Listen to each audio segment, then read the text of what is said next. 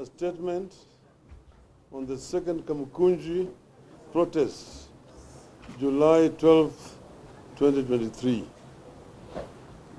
The second Kamkunji meeting got off to an excellent start and proceeded across the country. Kenyans have come out in their numbers in eastern, northeastern, coast, Nyanza, central, western, Rift Valley, and Nairobi. As we had said, Kenyans returned in the second wave of new masses, in masses, on board in search for better life for themselves.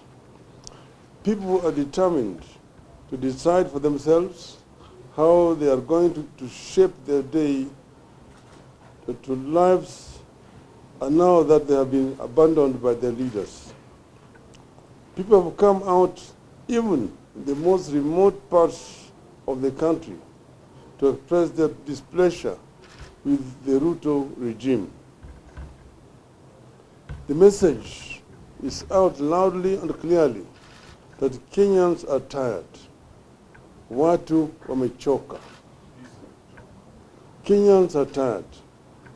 People are tired of new promises on top of old promises. People are tired of being ignored.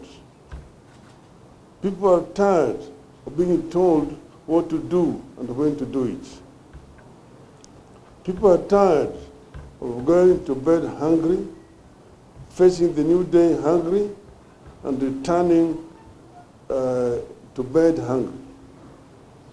People are tired of walking from one corner of this city to another, one town to another, one office to another, trying to find a job and finding no job.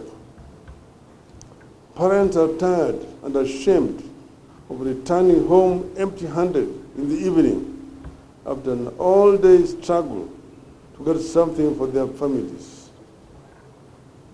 People are tired of economic and social stagnation they find themselves in.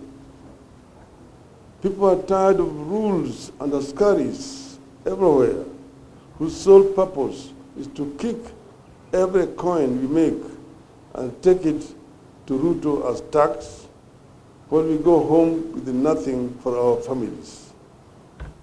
Unfortunately, our otherwise peaceful protests has been accompanied by injuries and possible deaths in various parts of the country. Police have shot, injured, and killed protesters in various parts of the country, including here in Nairobi.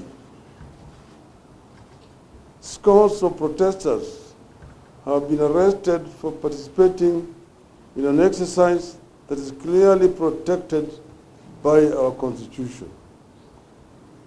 As usual, it is the police maiming and killing the people. Slowly, ours is degenerating into a police state. We must not allow it to happen to our country again. We have always said that these meetings remain peaceful until police decide to break them up with bullets and tear gas. On Monday, I was able to get into town, address Kenyans, and disperse peacefully without any injuries or deaths. This was because police did not try to break up the meeting. Yesterday, we were at Kenyatta Market. We were able to have lunch and hold impromptu meeting with the people that ended peacefully because there were no police. All our engagements are peaceful until the police show up.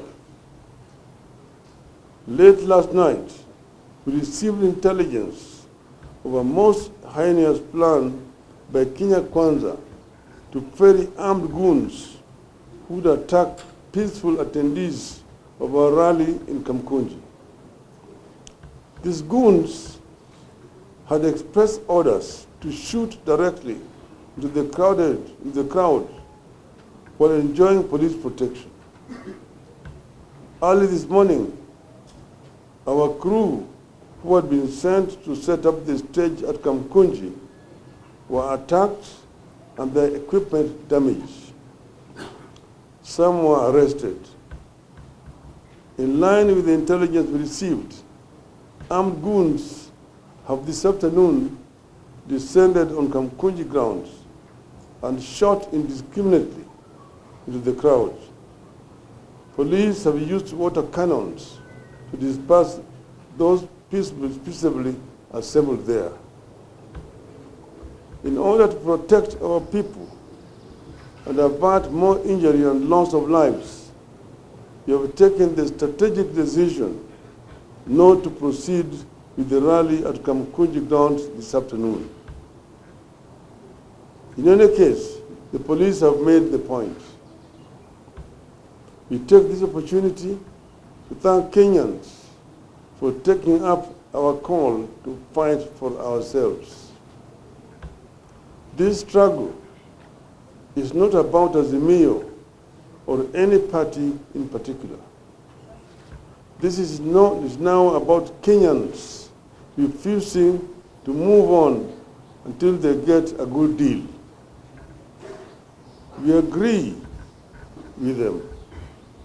This time around, there's no moving on until Ruto shows a readiness to listen to and respect the people. People deserve a deal, not bullets and tear gas.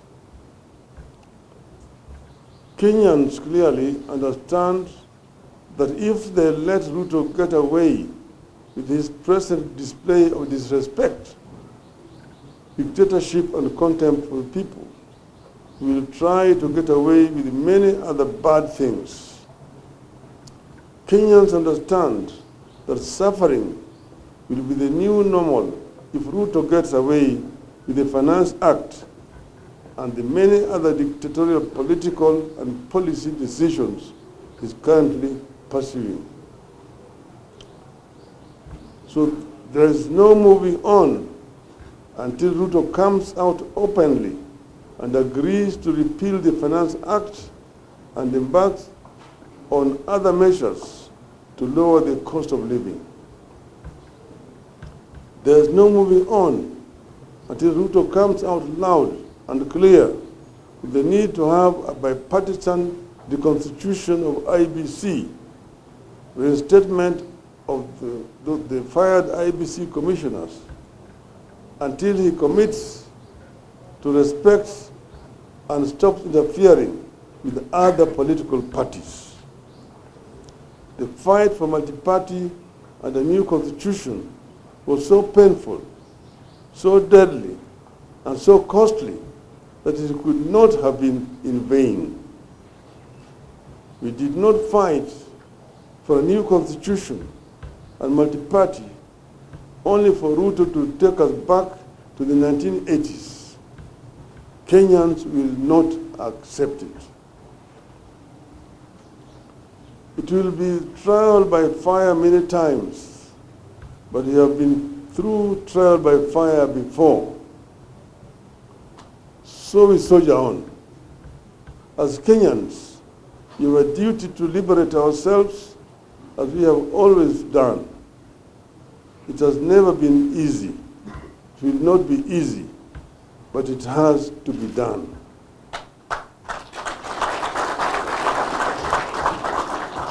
With the unity and commitment, we will force Ruto to give Kenyans a good deal. We will shortly communicate the third wave and the next course of action. With the unity, we shall overcome.